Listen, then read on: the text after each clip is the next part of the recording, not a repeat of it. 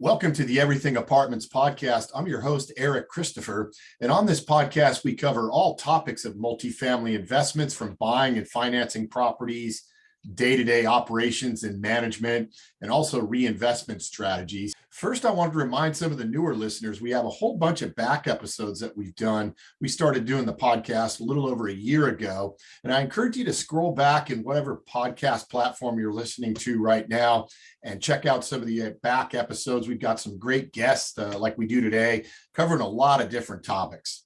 Plumbing is a topic that we as apartment owners and managers are kind of very intimate with by nature. I think we'd all agree in most buildings, it's the most frequent need for repair and maintenance. And while most of the repairs are relatively small in nature, when we hear the word plumbing, what flashes into your mind? I'll bet it's the same visual for all of us. Massive amounts of water flooding an upstairs unit, causing huge amounts of damage. Luckily, that probably doesn't happen too often, but if we take a few minutes to better understand this sort of necessary beast, we may be better off avoiding something like that and just kind of being aware of when things happen, more of what they're actually talking about when they explain the work. That's something that when I first started, it was like a foreign language to me, and over time, a little bit of familiarity, but it would be a topic that would never hurt to learn a little more about. We have a great guest to talk with today, but first I'll tell you about our firm, WSC Realty Advisors and WSC Property Management.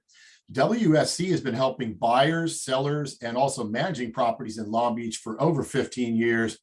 If you're tired of managing your units or you're just not getting quite the level of results you want, we can help. WSC never wants to be the biggest firm in Long Beach. Instead, we want to stay a little smaller and more agile to bring you the quality that you want and need. We can also help you if you're looking to acquire more units here, or maybe an out-of-state scenario, either apartments or a single tenant net leased investment, which is kind of a popular way for retirement. Visit WSC-PM.com, call, text, or email us. All that is in the show notes, and mention the Everything Apartments podcast and get your first 2 months of management absolutely free. Whatever your challenge with your property, WSC has the solution.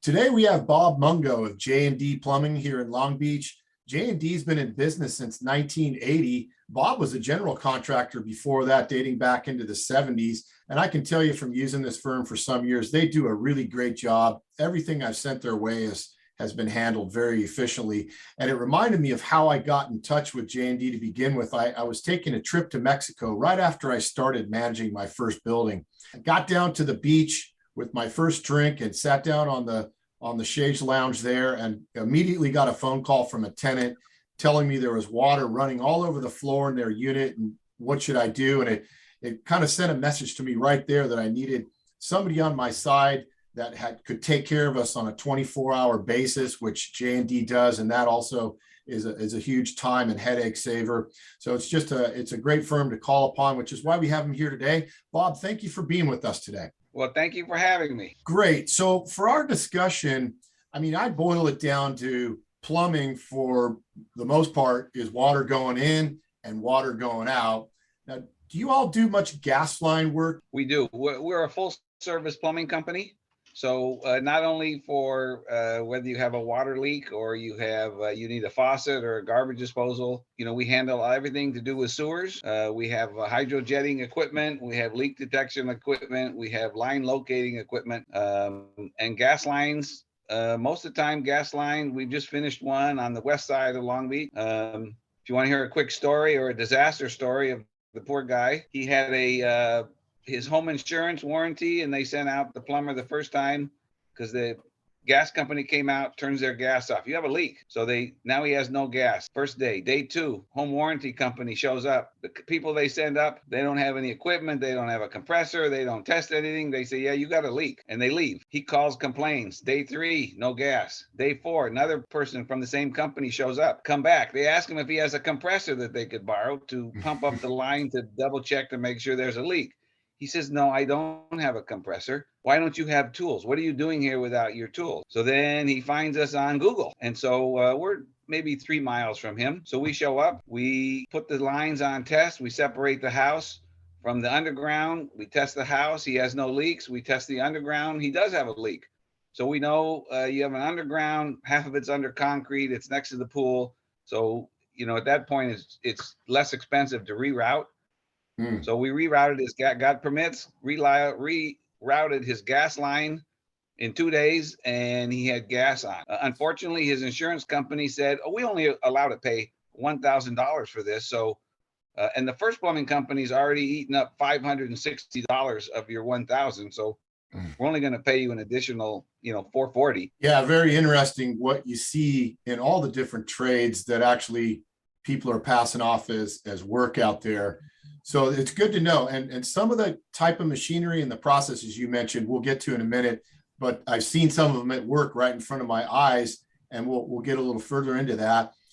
To keep it simple though, let's start with supply side. So many older buildings, not just here in Long Beach, but all over the place in Southern California, they have the old original cast iron plumbing. What are your most telltale signs that unit needs to be repiped? I mean, what's telling you it's time? So the old buildings have, they have the water piping and then the sewer piping. So many times the water piping will be galvanized, and a lot of times you'll have lack of water volume coming out of the faucets.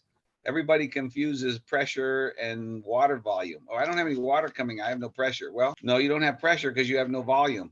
So in the galvanized lines, a 3/4 line could be down to a 1/2 inch, and then if it's impacted with corrosion, the elbows or the T's, they could be down to a 1/4 of an inch. And so you only have a 1/4 of an inch feeding that fixture. And therefore you turn the water on, it comes out real fast, and then it slows down. And so consequently, that's a telltale sign that, the pipes have, really had their useful life. Some of these pipes are 70, 80 years old, and they're still working fine. It just depends. I think the older galvanized pipes that are more in downtown Long Beach are in better condition than the galvanized pipes that were put in the 50s and the 60s for whatever reason. Yeah, that's an interesting point, because I have a building that I managed for many years, and we've gone through and we've repiped about half the units, and just as we're doing the rehab, most convenient time to do it. The first ones we did Pecs, and then I've had some more subsequent ones that we've done in copper. I mean, tell me about how Pecs fix in these days. Is that something that's still going strong? Is it kind of have a shooting star effect? I mean, what's the preferred, in your opinion, preferred route to repipe? So that's a very good question. So we've always been, I'm an old fashioned plumber. So we've always used copper, and we stay away from Pecs. But as we've learned to use it in the last couple of years, I like it more and more all the time. So the upside is, like, I have a cousin that lives in Boise, and his house is 25 years old, and it was built with Pecs, and he's never had a problem with it, never had a leak, though they have cold weather and stuff because it's insulated. So the thing that I see the most with Pecs in Long Beach is that we have a lot of animals and rats and things that are crawling under the buildings. The animals they can smell water, and they'll actually nibble through a Pecs line. So in that case, your choice should be copper. But Pecs is very good. It doesn't, to my knowledge, there's nothing out there where it's causing cancer. It's much quicker to install. It's, if you do a repipe in Pecs, sometimes we do them half Pecs, half copper. Sometimes we'll use all Pecs. Sometimes we use the risers, it will be copper. It depends what the people want. A lot of times, once you explain to people that there is a problem with rodents eating the Pecs, and it could be an issue, then a lot of times they'll tend to go back towards the copper. Interesting. So perhaps, like the building I spoke of has a crawl space with a lot of the utilities that are under the floor space, where it might be appropriate in that application to probably do copper in the underside, and maybe if you wanted to do Pecs on the service areas. Is that kind of what you're talking about with the combination when you do it? Yeah. In fact, if you remember, I think we did a job for you on 21st Street, and that we used that was partly repiped. All your horizontals under the building were repiped at the time, and now the riser pipes going to the different apartments, they were still galvanized. So we got rid of those, and we do 2 apartments at a time because they're stacked on top of each other. And right. I believe we did run, let me get rid of that telephone call. We ran Pecs there because we had to fish the lines up to the kitchen sink and then to the bathrooms. And so the Pecs work good on the in the walls going up to the bathrooms, but on the kitchen sinks, we had to use copper because it wouldn't work very well. So you have to be Gotcha. flexible when you're doing these things. Yeah, no pun intended, right? Flexible, because it sounds like when you're doing that, and that's the exact building I was talking about, by the way, that when you're retrofitting, let's say up 2 units, 2 stories vertically, that it just intuitively kind of seems like the PEX would be a little easier to maneuver around corners, around existing framework or what have you, that might give you a little installation advantage. That's just my intuition without any knowledge of expertise. Well, and it does give us an installation advantage. It's also quicker, which makes the job turn out to be less expensive. Well, there you go. I mean, that's kind of a win-win, right? Because every owner, every consumer of anything is always worried about cost, and very rarely, unless I see a kind of a more sophisticated investor that's going into an empty building or somehow finds it empty, they're usually not repiping the whole building at the same time. It's usually kind of a one-off thing. We're doing a rehab on unit X and we're tearing everything down to the wallboard or even further. Perfect time to do it. Last time I did one, and it goes back a few years, but it seemed like the repipe on the whole unit seemed to cost maybe $3,000 or $4,000, which in my opinion, if you're gutting the unit and you're keeping the building, it's almost like a no-brainer if you're sitting there with the original plumbing still there. So that was kind of a success story that kind of keeps evolving on this one building. I've still got, it's going back to your point, I still got 3 units or so that have the original plumbing in it and no complaints about pressure. And that blows my mind. Yeah, well, it's, you never know what's in the pipes underneath the house. Sometimes you'll find them, they're dripping, leaking. Quick example, I have a triplex that I own in Lakewood, and I had one tenant that was there for 28 years, and he had a stroke, and his daughter took him home, and they finally moved out of the unit. And so it was a complete remodel. Got the kitchen, got the bathroom, all new floors and everything. And when I started working on the plumbing, well, the unit next door, I could see, because 2 of them are back to back, that galvanized plumbing's dripping under the building. I ended up repiping in copper 2 of the units and then putting new sewers in under the building, so we didn't have any issues. And then the one bathroom got it, of course, new tub and tile, and a new bathroom, and then new kitchen. So you have to be, and again, I'm not going to sell the building, so I'm going to do it one time correctly. I don't have to worry about those 2 units anymore. That kind of moves into the other side of, let's say, manager owner worry. So we've got the supply side kind of buttoned up. At some point you repipe if you're going to keep the place. The other side is getting the water out of there. What can you tell me about the best way to perhaps preventative maintenance on the drainage side, or what to look for, what we need to do as owners and managers? Well, that's really the most difficult side, because you never know there's a problem until there's a stoppage. Most of the houses in Long Beach, the older houses, are cast iron under the house. The bottom side of the inside of the cast iron pipe, where the water flows all the time, is usually smooth, and the upper half of the cast iron pipe will get rusty and flake. And the worst thing people can put down the toilet are these flushable, I say, quote, flushable sanitary wipies, because they catch on the cast iron, and they cause stoppages. And that's the worst item that anybody can put down their toilet. Really, I don't think there's a real proactive way to be taking care of your sewers, because unless there's a problem, you really don't know about it. So it becomes more of a reactive situation. If you have a kitchen sink stoppage, we run our machines down the kitchen sink line, make sure they're clear. We test them, if they're greasy, we run hot water down them immediately, because that'll flush out the grease and open it up a little bit more. But that's really on the sewer line. The only time you can be a little proactive is that, which the worst scenario is the main lines on a multiple unit building, people are flushing, then the downstairs units could start to flood. Luckily, if they have clean outs, then, the sewage will come out into the yard and we can clear it from there. And then we run our camera down and we go, let's see, well, what was the problem? And then you can see how many joints in the clay sewer pipe have roots. You can see if there's cracks. You can see, well, it's really not too bad. There's only a few roots. So in that case, it's cheaper just to run maintenance, and we'll put people on a 1-year contract. We'll call them in a year and say, okay, it's been a year. Do you want to run it? Or it's up to them. Some will say, oh, absolutely, come out. Some will say, no, it's not blocked up yet. I don't want to do anything. Okay. But then when it backs up on Sunday and they have to pay overtime because there's sewage going everywhere, then they it's not really the better idea. So it's better if you know you have roots to go ahead and put it on the, we basically put you on a calendar, and then we'll call you and remind you and let you know that it's that time before you have a stoppage. You need to have your sewers cleaned. No, it's a great point, and I can speak firsthand that you all have done that for me on a different property where we had to stick a camera down there, and we discovered that right at about the juncture between the property side and the city side, like maybe getting up toward the street, there was a huge root ball in the pipe. And it was amazing. We could see that, and the camera lines or something, or the camera service is something that many owners do when they're buying a building. And I don't think I would ever look at seriously buying a building without spending the couple bucks to get the camera down the main line, because Murphy's Law says as soon as you close escrow, there's going to be a mainline backup. But it's an amazing service. And that was one of the things I was thinking about, is just doing the mainline clean out as part of your annual. Like you're saying, hey, we'll keep the calendar for you and tell you it's time, just like going to the dentist to get your teeth cleaned.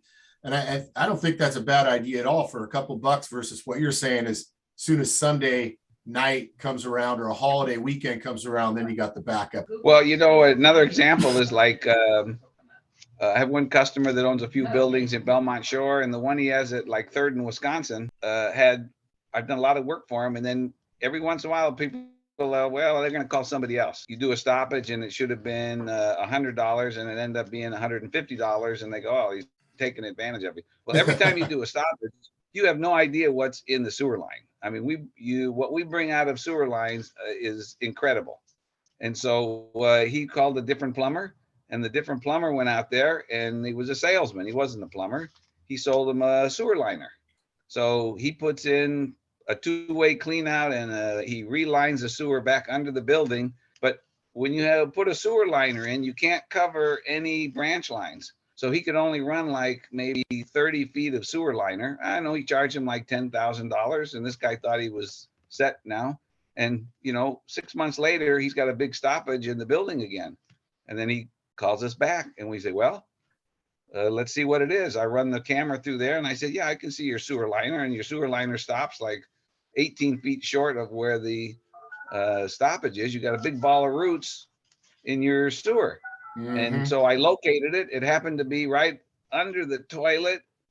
And so I brought my jetter out. I jetted it. We cut everything through. He's flowing good. And maybe 6 months later, he's got another ball of roots in the same spot. And I'd given him an estimate to basically remove the toilet, jackhammer the floor in the bathroom, dig down, replace the cast iron fittings that need to be replaced. And most of the time when we do that, we jackhammer the floor, we start digging, and we see the roots. The roots are growing to the crack in the line. And so it's like, well, there's an arrow right there. We just follow the roots. So wow. You dig, you follow the roots, and here it was. The 2-inch line from the kitchen sink had cracked and broken, but it was still in line with it. So it was still draining, but the roots were going inside the sewer from the 2-inch line.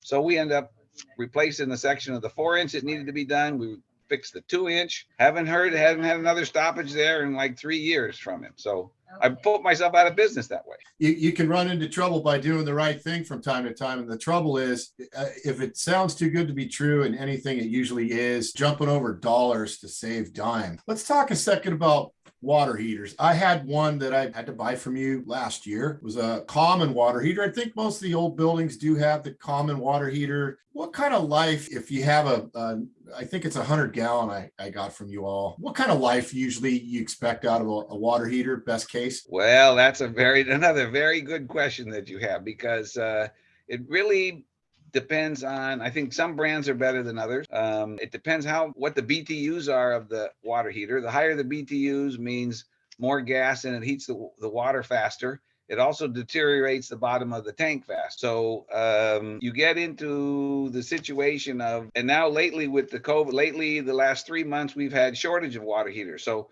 I like American water heaters. They seem to last a good time, and their gas valves are simpler. They don't break like some of the other ones that, a lot of the water heaters now have a Honeywell thermostat gas valve controls, and they have blinking lights on them. And so it'll throw a code, and it will tell you, it's 7 blinks. And then you look on the side of the valve, and it tells you, gas valve bad. or it'll say pilot assembly bad, or no oxygen, or it'll give you an idea of what to do to make the repairs. And many times those are correct. Just last week, we replaced the gas valve for someone, but the gas valve itself was like $429 my cost. I think we charged them $489. You know, at that point, it's almost time to replace the water heater, because the water heater is already 4 years old. Why spend $500 in parts, $200 in labor on an old water heater? Water heater companies, all the water heaters are basically a 6-year warranty. And if you want to, you can pay extra money to have the warranty increase. You can get them up to a 10 or a 12 year for an extra $400 or $500. And for that, they give you a different anode rod, which is a magnesium rod that goes in the water heater, and it collects or attracts all the calcium so that the bottom of the tank doesn't fill up with calcium so much. One of the big things is the water deposit, the calcium comes into the water heater or sand or whatever, and then it sits in the bottom of the tank. And one common complaint is, and people, they never understand what it is, but they said, my water heater sounds like a coffee pot. It's percolating when it comes on. I said, yes, because the burner's on under the tank. It's heating the bottom of the tank, and now it has to heat 3 or 4 or 5 inches of sediment, and then it heats the water. So you start burning a lot of extra gas, and you get deposits in your sink or in your aerators, and then the tenants call you, we have no water pressure. And we go out to a house, we have to charge them a service call, and they have dirty aerators in their own aerator. It seems like they don't want to, or they're afraid to break something or get in trouble. But we'll clean aerators, we clean the shower heads, and then all of a sudden it works like new again. So the water heaters are an issue.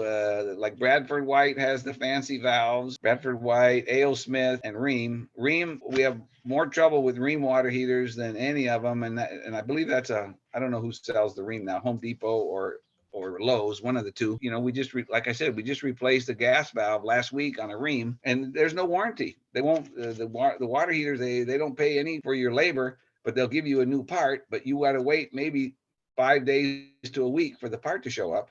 So are you going to do without hot water without a part? What would your wife say if you said, oh, you're going to wait a week before the part shows up because I don't want to buy the part? I mean, my wife, I have a tankless water heater on my house. The holiday weekend about 4 years ago, it was Memorial Day weekend. It sprung a leak in the heat exchanger. And I said, oh, this is no problem. I can fix this. So I pull it apart and I get into the heat exchanger and I said, it's just a pinhole. So I'm going to I turn off the heater, I drain it. I'm going to put a little flux. I'm going to put a drop or two of solder on the outside copper of the heat exchanger. And I said, we're good and we can replace it later. I did that. And when my copper touched when my solder touched the copper, the hole went from pinhole side to 1/4 inch. Because that's how thin it was. And I said, this is not good. This is going to be a problem. I said, well, and the wholesale houses are all closed for the weekend. So I go, Sure. no, we're not going to have hot water till Tuesday. I put everything back together, turn the water off and let it go. And then my wife says, oh, we don't have any hot water. Oh yeah, the tankless is broken and we can't buy one now. And so we're not going to have hot water till Tuesday. She looked at me and said, I'm married to a plumber. What the heck are you talking? Well, she used some other words, but we won't use those. And she kind of gave me a tongueful. And I said, it's the way it goes. There's nowhere that's it. Monday, Tuesday, you'll have a new water heater. And the next thing you knew, you were in an expensive hotel in Laguna Beach for the weekend. Yeah, it's pretty crazy sometimes. It happens to myself. Plumbing is a very fickle thing. I mean, I started plumbing when I was 12 years old with my father. We used to work on the apartments, and in those days there were no flex lines for water heater. Everything was rigid piping, and you had to line everything up and put just, if you needed a 6.5 inch nipple and a union and a 4.5 inch nipple, you had to put it together 100% correctly, or it would leak or it wouldn't work. And so I worked with him for years, and on my 16th birthday, he bought me my own electric snake, and that was great. Because then that was I was 16, so that'd have been 1973, and so and I still have that snake today. I've had it rebuilt once because it wouldn't hold the snake tight anymore, but I still keep it on my truck. I use it for tub showers and stuff. It works great. And so I then cleaned every kitchen sink drain line or whatever with this snake. And so I've been plumbing since I was 12, and I love it. Let's leave it there. And I would ask anybody who's listening to this, who do you want to rely on as your plumber? I would say the answer is somebody that got a snake as a gift when they were 16 years old and still uses it now. I don't know. It just sounds natural. But J&D Plumbing's information will all be in the show notes. As I said earlier, I highly recommend them. Actually, I hope you all don't call them because it'll keep me waiting for stuff I need to get done. That's a joke. But certainly a wonderful, longstanding Long Beach company. Bob, it's been great. I really appreciate you coming in today, giving us owners and managers just a little more than we knew before about plumbing, because it's not going away and we'll need you forever. So I really appreciate you being here. Thank you very much. I hope I had some insight for some of the listeners. Good. You can always call us. We'll take your call. A lot of times, if it's a simple fix, I'll tell them how to fix it themselves on the telephone. We do stay very busy, and sometimes you have to wait a day or two or a week sometimes for furnaces. Depends on the situation, but we try to service everybody. Get in touch with them when you need it. J&D Plumbing, again, information in the show notes. Thank you for listening to the Everything Apartments podcast. I'm your host, Eric Christopher. Stay tuned for another episode coming soon.